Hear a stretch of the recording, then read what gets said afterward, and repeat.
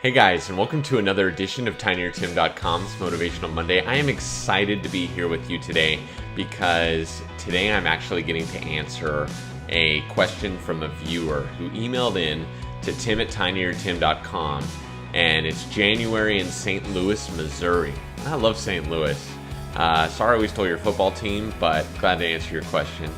And January asked me a series of questions, but her big question was, when does weight loss get easier? When does this whole thing get easier? And, I think we hear a lot of studies about habits starting to form after 21 days, where things just become easy and things become consistent. But my answer to this question to January via email and then today in video is when you guys find out, if you would let me know, because the reality is it never gets easy. It's always a choice. It's always a decision. Every day I'm struggling with things myself. I've been at my goal weight now for 5 years, and there are still days where I wonder if I'm not, one meal away from completely backsliding, where I feel like I'm so tempted by food around me and that I still kind of have these desires sometimes to binge and to just raid the closet and eat everything in sight. And it really is a daily struggle. One of the things that I say that seems to resonate most with you guys and everyone else that's out there is that I didn't lose 225 pounds, I lost 1 pound 225 times. And while that mindset is really reassuring and it helps a lot of people, it also is a testament to the fact that every single day we're putting in incremental efforts that add up to big things. And those incremental efforts never stop.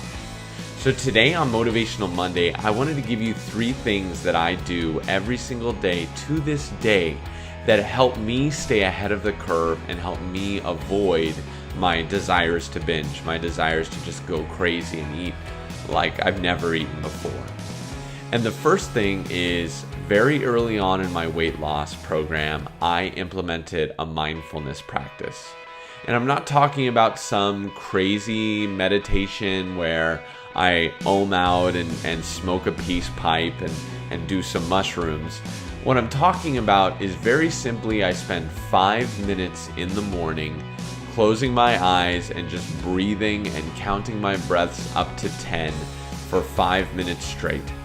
And my mind wanders and I lose track of my thoughts all the time. But by becoming more in tune with who I am and what I'm thinking about, I'm able to respond to my body's urges a little bit better.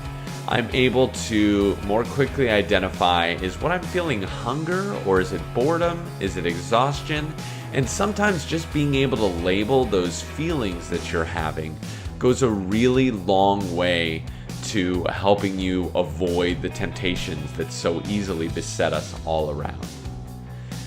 That meditation practice, I would highly recommend downloading either Headspace, which is a great app available both on iPhone and Android.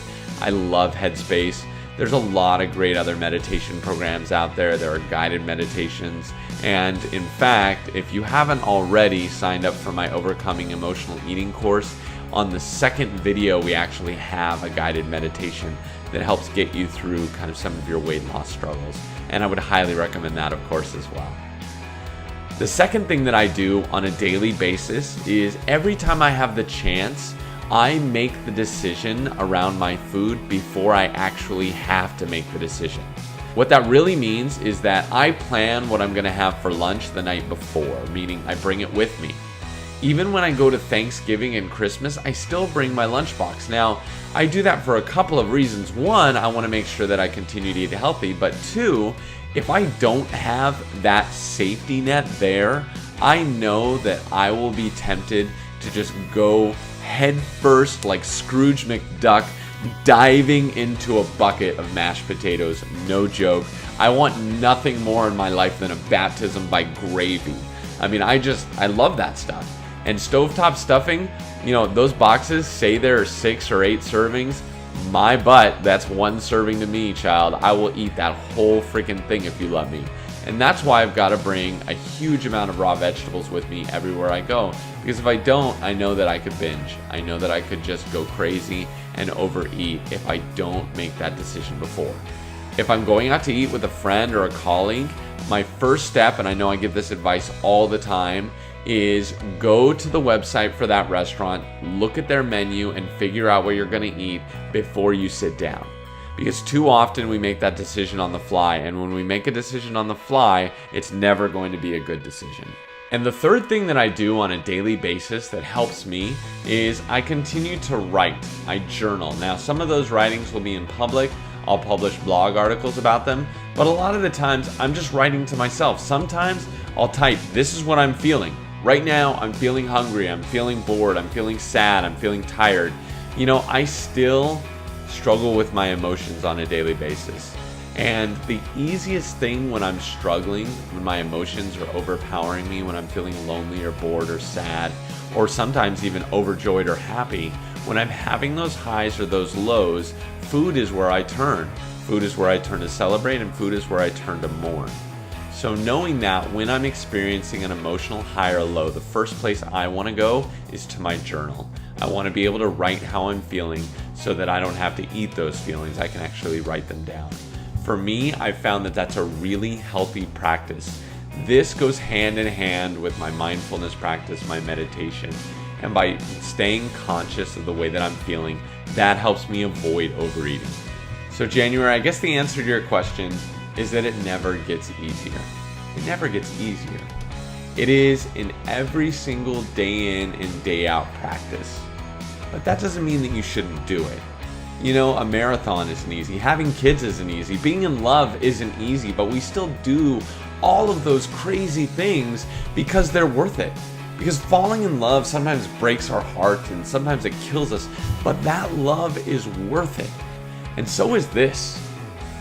Being healthy and feeling great about myself and my body is absolutely worth the temptation. It's absolutely worth the day-to-day struggle. So I guess what I'm going to tell you is that it never gets easier, but it's always going to be worth it. Make today motivational. So I guess what I'm going to tell you, January, is that it never gets easier, but it always is worth it. Stick to your guns and stick to your plans. Lose 1 pound at a time and just focus on the next meal, and you will get through it, I promise. That's all I have to say for today, guys. Make your Monday motivational and magical, and I will see you next week. Thanks.